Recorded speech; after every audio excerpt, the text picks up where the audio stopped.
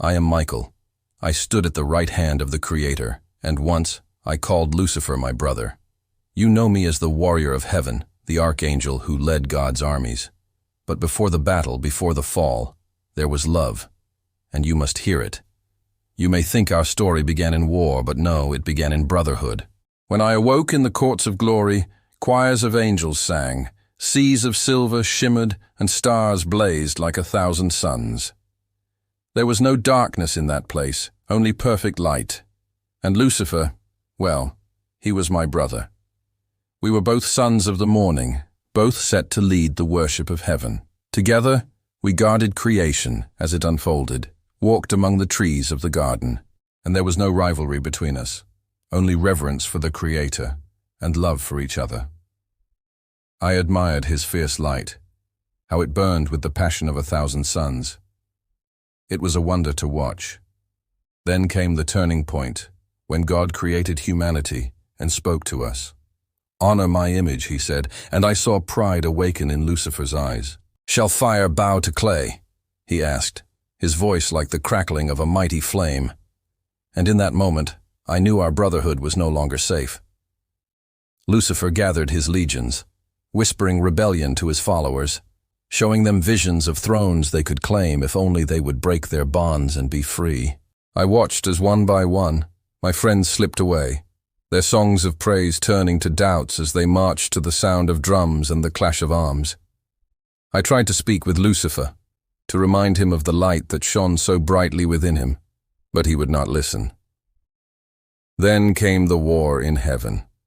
It was not a battle of blood and steel, but of light against light, voices that once sang in harmony crashing against one another in discordant cries.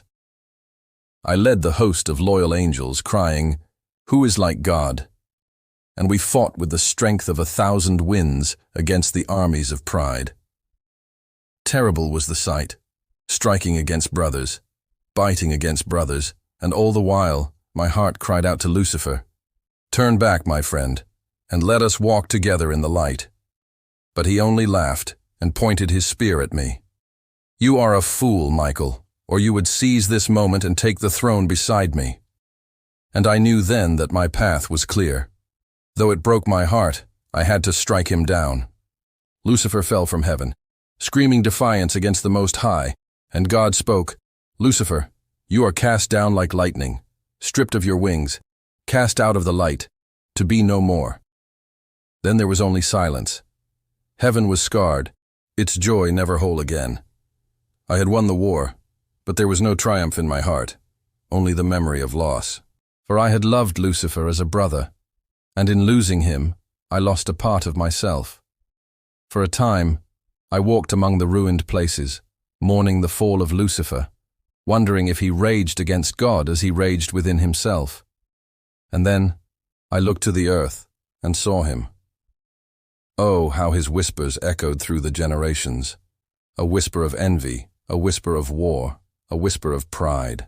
I realized then that the battle was not in heaven only, but in the hearts of men. And the victory I had won was not the end, but only the beginning of his shadow.